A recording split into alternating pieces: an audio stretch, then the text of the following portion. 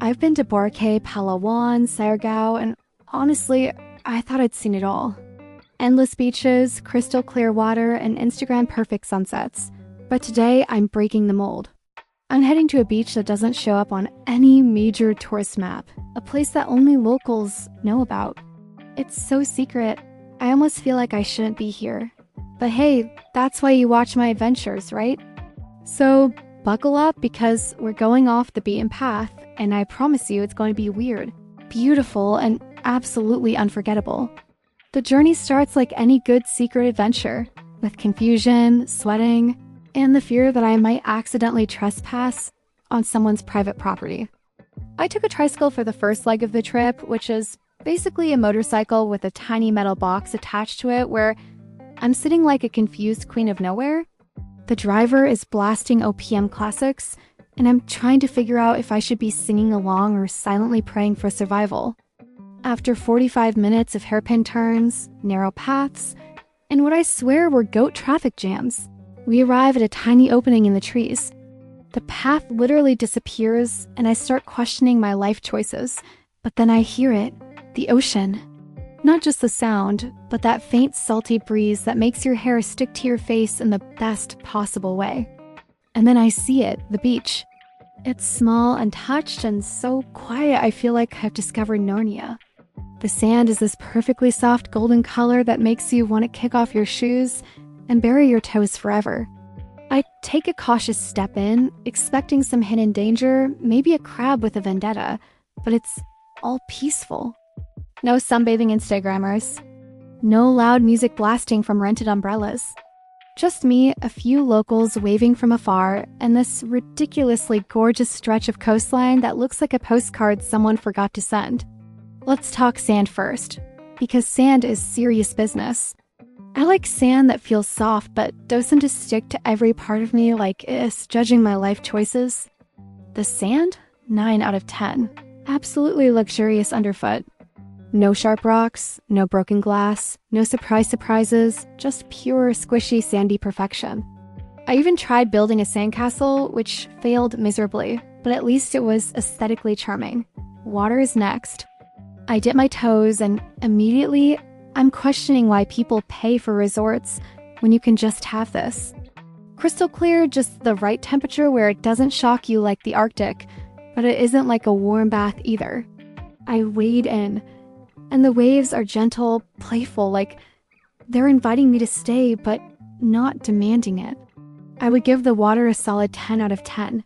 Seriously, if water could have a personality, this would be the friendliest, most welcoming one. Now, vibe. This is tricky because vibe is hard to quantify. You can have a perfect beach, amazing water, but if the locals are glaring at you for being an idiot in shorts, it ruins the mood. But here, the locals are waving, a few kids are building their own sand structures, and there's even a tiny dog that seems to be the mayor. The vibe is chill, inviting, slightly quirky, and totally Instagram unfriendly in the best way. I give it an 8 out of 10 because, honestly, the only negative is that there's no Wi-Fi. But maybe that's a good thing. Food. Oh, food. You can't do a secret beach without food. Because even the most perfect coastline will lose its magic if you're hangry. Thankfully, a tiny shack run by a local family is selling fresh grilled squid, mango shakes, and something that looked like a deep-fried mystery. I start with the squid, which is almost comically large and smells divine. One bite, and I'm crying tears of happiness because, yes, I'm officially a convert to Filipino seafood. Mango shake next. Sweet, creamy, and so refreshing it makes you wonder if the fruit was blessed by beach angels. The mystery snack? Let's just say it looked intimidating, but I tried it anyway. Crunchy, slightly spicy, and strangely addictive. Food rating: 7 out of 10 because I love pizza and sadly there was none here, but everything else is perfection. Now it's time to explore. I walk along the shore and the beach literally goes on like it's showing off. There are tiny coves, little rock formations, and a waterfall that casually spills into the sea. I find a few crabs scuttling around, clearly judging me for taking photos of everything, but I forgive them because they're cute. I notice a small trail leading into the forest, So naturally, I have to investigate. A few minutes later, I'm standing in front of a hidden waterfall, with water cascading into a tiny natural pool. I take a moment to pretend I'm in a movie, flailing dramatically while the waterfall roars. The locals probably saw me and are quietly laughing. I decide to try snorkeling because why not add mild panic to a perfect day? The water is clear, the coral is colorful, and I spot fish that look like they've been plucked straight from a Pixar movie. One particularly bold fish swims up to me like it wants to gossip. I name him Gary. Gary seems judgmental but polite. Fun rating, 9 out of 10.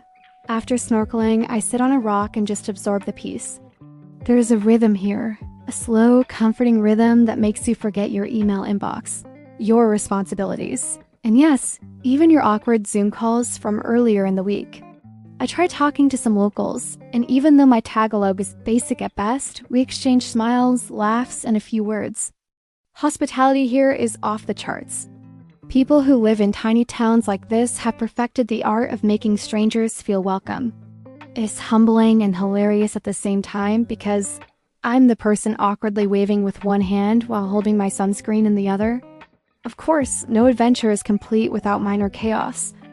I spot a small herd of goats near the edge of the trail, which I briefly panic about because they're surprisingly intimidating when they move together.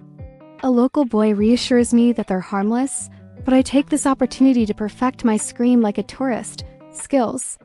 The goats are unimpressed, the boy's laughing, and I make a mental note. Yes, tiny beach adventures come with goats. And yes, that's part of the charm. By now, it's late afternoon.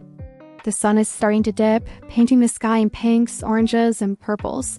I sit on the sand and reflect. The beach is a rare gem because it's natural, untouched, and somehow still secret. Most of the people who live here will never leave.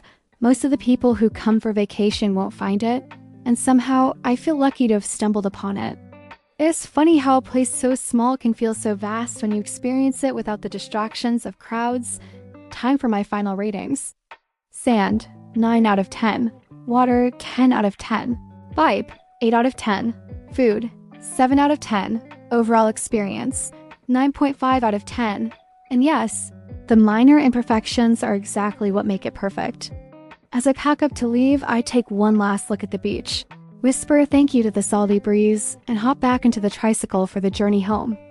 Along the way, I pass rice fields, tiny nipa huts, and smiling faces, all reminding me why traveling off the beaten path is worth every second of confusion, sweat, and occasional mild panic. So, what's the takeaway?